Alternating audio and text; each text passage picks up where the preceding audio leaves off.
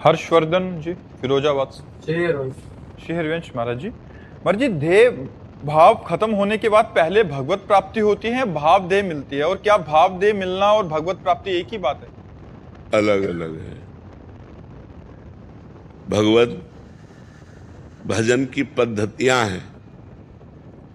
जैसे आप राम राम राम राम राम राम जप रहे, तो आपके प्राण निकल गए, तो आप आवागमन से मुक्त हो गए, भगवान में लीन हो गए, आवागमन से मुक्त। लेकिन आप भगवान के दास बनकर हनुमान जी की तरह सेवा करने का सौभाग्य ये नहीं। ये किसी आचार्य परंपरा से जुड़कर उनके द्वारा दास मंत्र लेकर और जीवन भर दास भाव को पुष्ट करना, देह सहित तन मन प्राण सब भगवान के दासत्व में समर्पित करना, हर समय ठसक रहना, सिया राम मेरे स्वामी, मैं उनका दास। अब जब शरीर रहते या शरीर छूटते उसे भाव देह की प्राप्ति होगी, तो वो भगवान का दिव्य दास बनकर भगवान की सेवा में जाएगा। भगवान की सेवा में जाना और भगवत प्राप्ति हो जाना ये अलग अलग है। भगवत प्राप्ति का मतलब है तरंग समुद्र में लीन हो गई, मुक्त हो गया, आवागमन से मुक्त हो गया। लेकिन भगवत पार्षद रूप रख करके भगवान की सेवा में जाना ये बहुत दुर्लभ बात है। ये बिना आचार्य परम, इसीलिए आचार्य हुए हैं जो चाहे राम उपासना करो चाहे श्याम उपासना करो, भगवान अवतार लेकर आचार्य रूप से आए और वही मंत्र वही उपासना देते हैं जिससे हमारा भाव बनता है और भाव से भगवत देह की प्राप्ति होती है।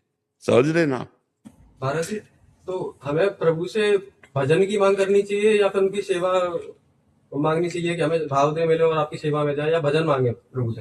पहले तो भजन मांगना चाहिए कि हम आपका निरंतर सुमिरन करें, फिर आपका सुमिरन किस भाव से करें। हे नाथ, आप स्वामी हो, मैं आपका दास हूं, ये मेरे अंदर ठसक बनी रहे। फिर हे नाथ, मुझे वो देह प्राप्त हो जो मैं आपकी सेवा में निरंतर रह सकूं। क्रम है, पहले तो भजन करो जिससे शरीर संसार से वैराग्य हो और अनर्थों की निवृत्ति हो, फिर भाव आए और भाव फिर देह राग का त्याग करके भाव देह में आसक्ति हो जाए, फिर वो भगवान के धाम में जाकर भगवान की दिव्य सेवा में लगता है। भगवान की सेवा में जो सुख है वो मोक्ष में भी सुख नहीं है, इसलिए पहले भजन की मांग करनी चाहिए। तुहीन जी, उड़ीसा से। राधे राधे महाराज जी। महाराज जी, आपके अंदर मुझे अपनी माँ के दर्शनों का भाव बनता है और आपके प्रति वात्सल्य रस का उद्दीपन होता है। महाराज जी, क्या मेरा भाव ठीक है क्या? ठीक है, गुरु के प्रति ऐसा ही होता है। तुम्हें हो माता च पिता तुम्हें हो, तुम्हें हो बंधु से सखा तुम्हें हो, तुम्ही मेरे माँ हो, तुम्ही मेरे पिता हो, तुम्ही मेरे भाई हो, तुम्ही मेरे मित्र हो।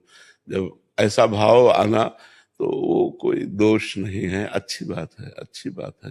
क्योंकि गुरु अपनी कृपा रूपी वात्सल्य से हमारा पोषण करता है, तो माँ तो है ही, हमारी माँ है जिसने मुझे जन्म दिया परमार्थ का। सांसारिक जन्म तो माँ ने दिया, लेकिन परमार्थ का जन्म तो गुरुदेव की कृपा से हुआ। तो अब ये जीवन गुरुदेव का है, परमार्थ जन्म होता, नई दीक्षा लेने का मतलब होता नया जन्म। अब मैं अपने गुरु का हो गया हूँ, गुरु ही मेरी माँ है, गुरु ही मेरे पिता है, तो इसमें कोई दोष वाली बात नहीं है, अच्छी बात है।